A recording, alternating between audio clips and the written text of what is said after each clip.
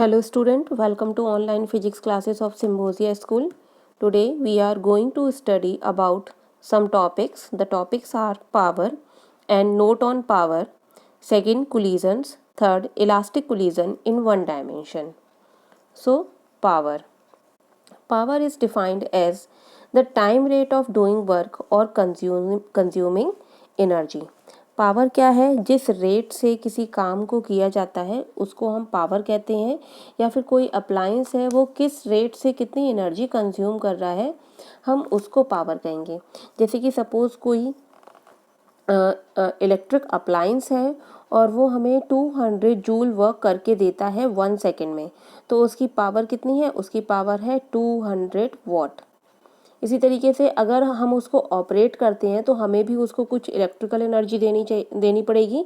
तो अगर सपोज़ वो 100 जूल एनर्जी कंज्यूम कर रहा है 1 सेकेंड में, तो उसकी पावर क्या हो गई है? उसकी पावर हो गई है 100 वॉट। तो पावर बेसिकली क्या होता है? ये एक टाइम रेट है डूइंग वर्क का और कंज्यूमिंग एनर्जी का।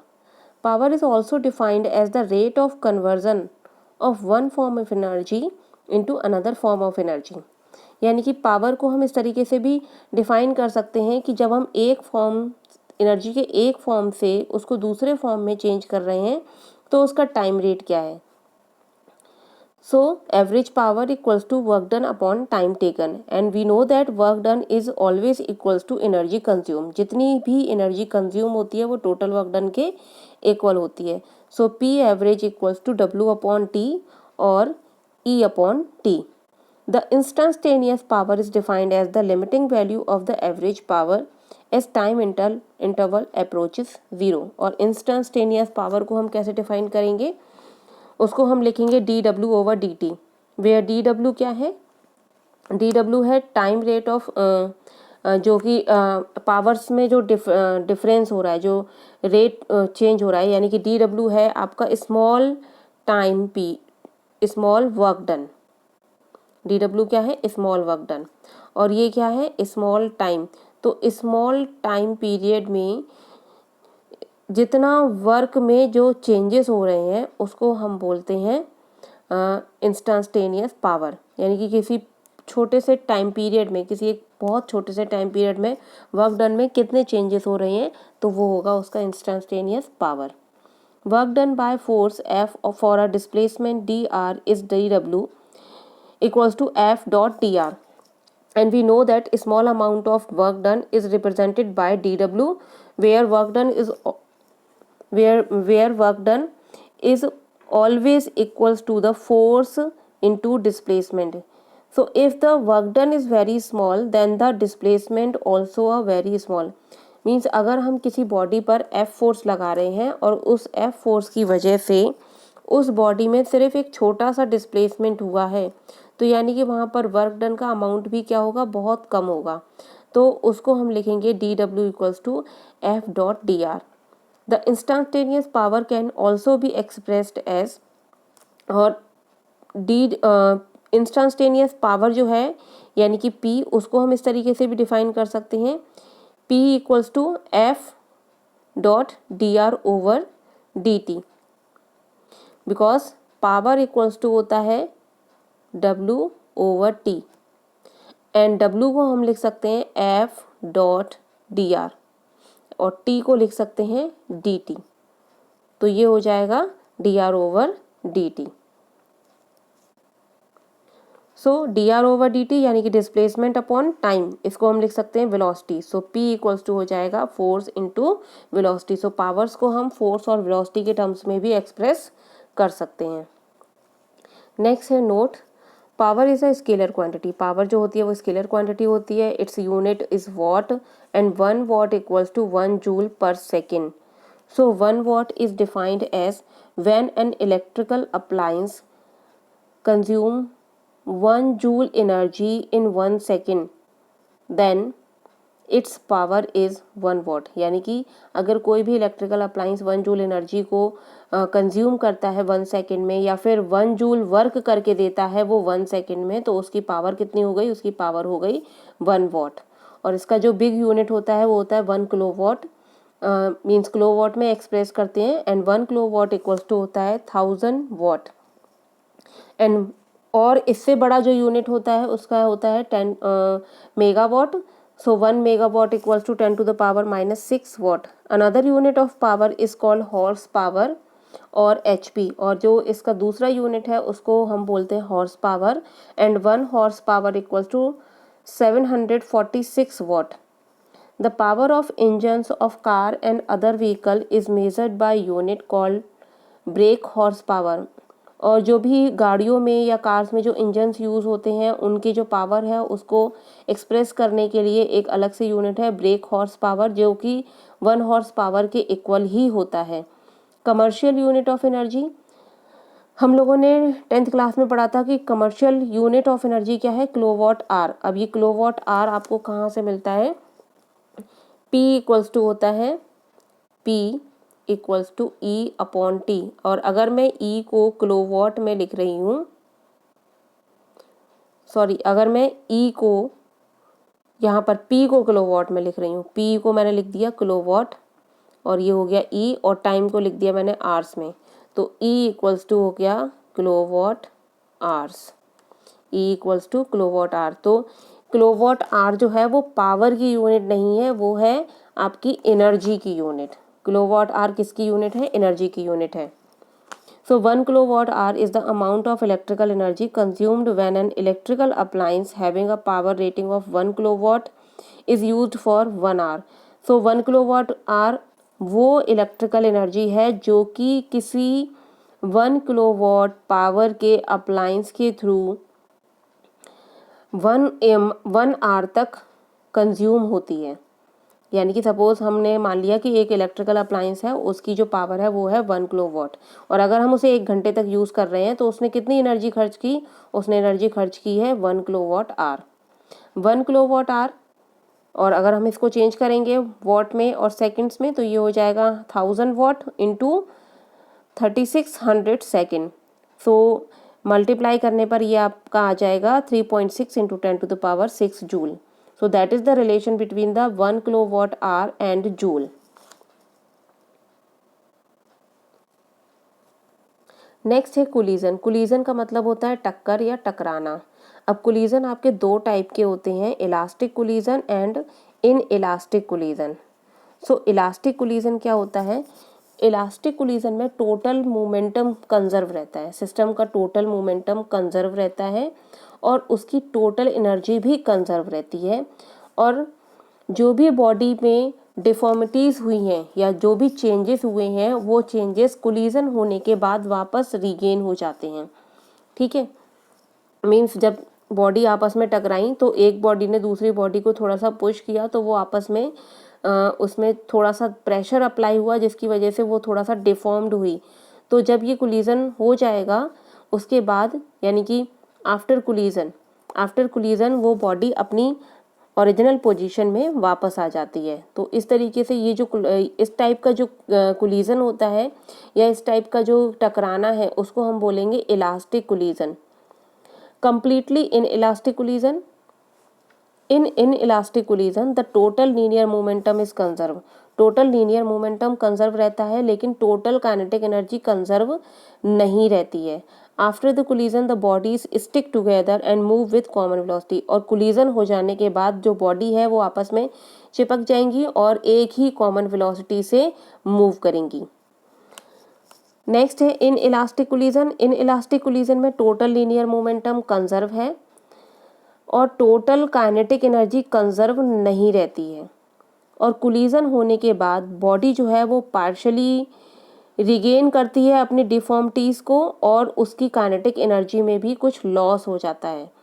जैसे कि सपोज करिए कि हमने एक स्टोन किसी ग्लास वॉल पर फेंक कर मारा है, तो हमने जब स्टोन को फोर्स दिया, जिस फोर्स की वजह से उसमें वेलोसिटी आ गई, उसमें एक्सेलरेशन हो गया, एक्सेलरेशन हुआ यानी कि उसके पास वेलोसिटी है तो अब उस स्टोन के पास काइनेटिक एनर्जी होगी 1/2 mv², m जो कि स्टोन का मास है। तो ये काइनेटिक एनर्जी ही उस वॉल पर जाकर वर्क करेगी। तो जब हम उस स्टोन को फेंकेंगे तो वॉल पे जब ये स्टोन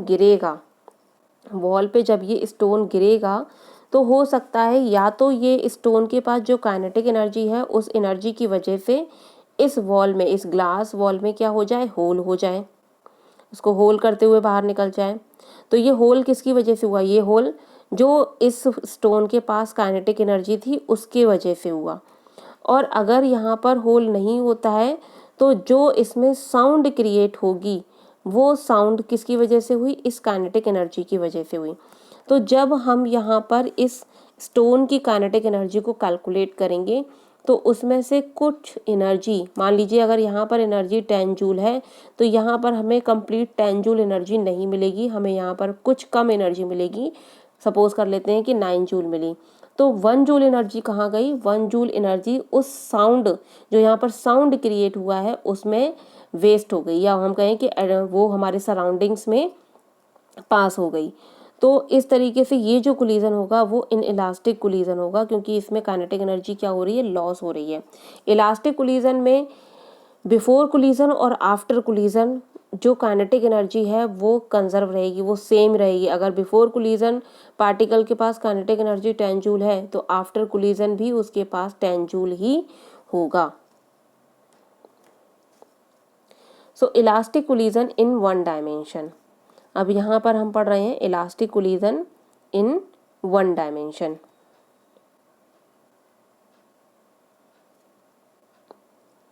एक बॉडी दूसरी बॉडी से टकराई और टकराने के बाद दोनों बॉडीज़ की वेलोसिटीज़ में चेंज हुए हैं और दोनों वेलोसिटी चेंजेस वेलोसिटी के साथ फिर एक ही डायरेक्शन में मूव कर रही हैं।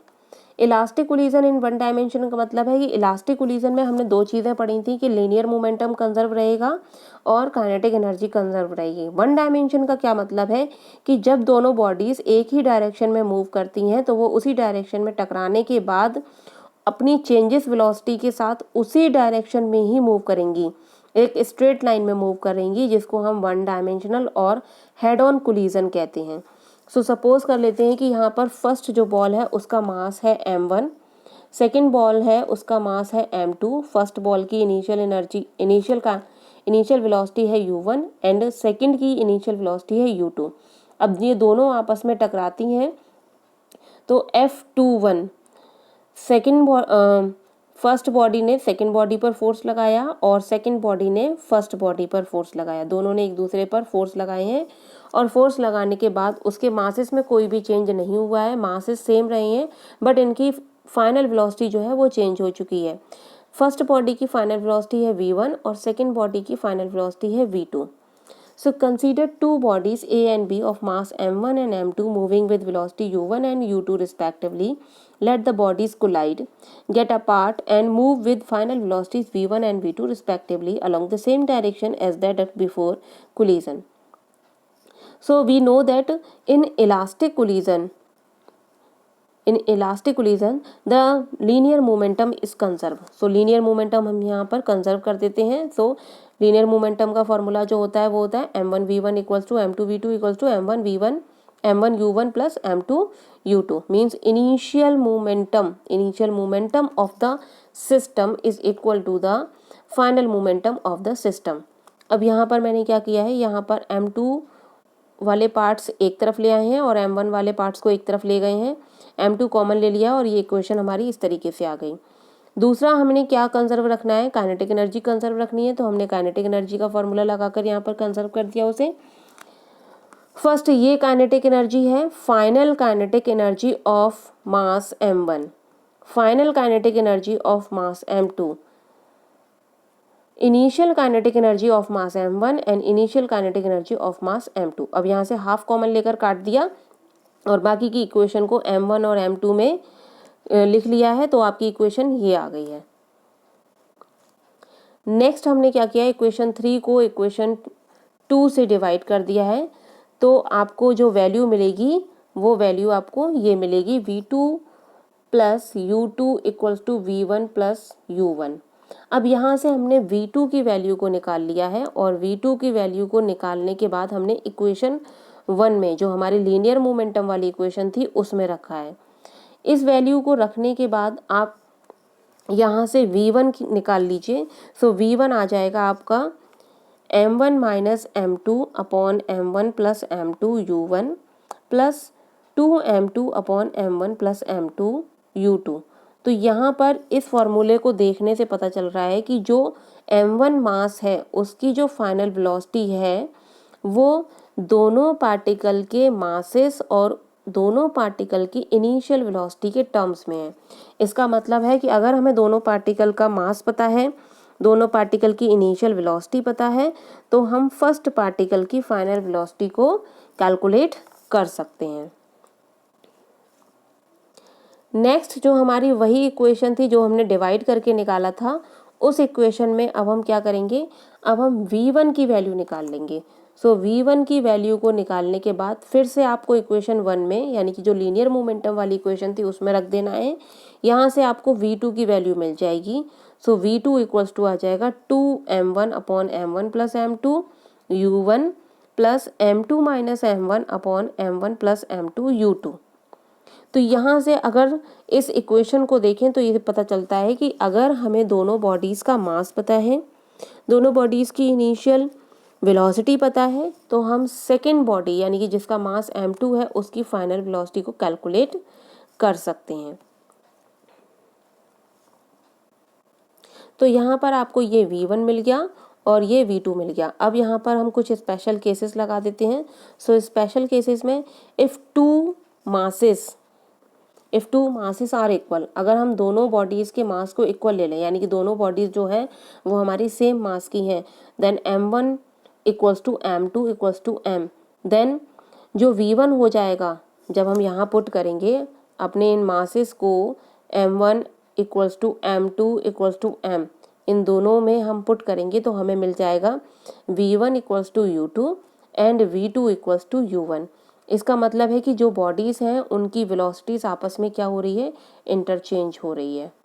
अब इसमें अगर हम सब केस लगा दें एक, if the second body was at rest before collision, यानी कि जो सेकेंड बॉडी है हमारी जिसका मास m2 है वो इनिशियली अगर रेस्ट में है, मीन्स u2 ज़ीरो है, देन अगर हम यहाँ पर u2 की वैल्यू ज़ीरो रख दें और यहाँ पर u2 की वैल्यू ज़ीरो रख दें तो ये जो पूरा टर्म है ये यहाँ से हट जाएगा और मास तो हमारे इक्वल थे ही, तो ये जो हमारा आ जाएगा v1 इक्वल्स टू 0 आ जाएगा एंड v2 इक्वल्स टू आ जाएगा u1।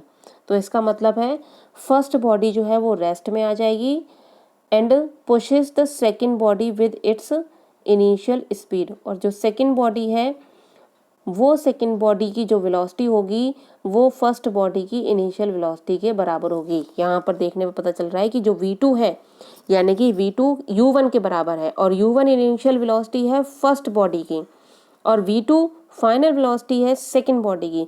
तो सेकेंड बॉडी की फाइनल वेलोसिटी फर्स्ट बॉडी की इनिशियल वेलोसिटी के इक्वल होगी।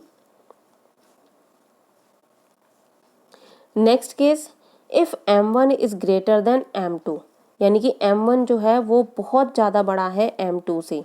तो जब m1 m2 से बहुत ज़्यादा बड़ा है तो हम m2 को नेगलेक्ट कर देते हैं या m2 को m1 के कंपैरिजन में ज़ीरो मान लेते हैं।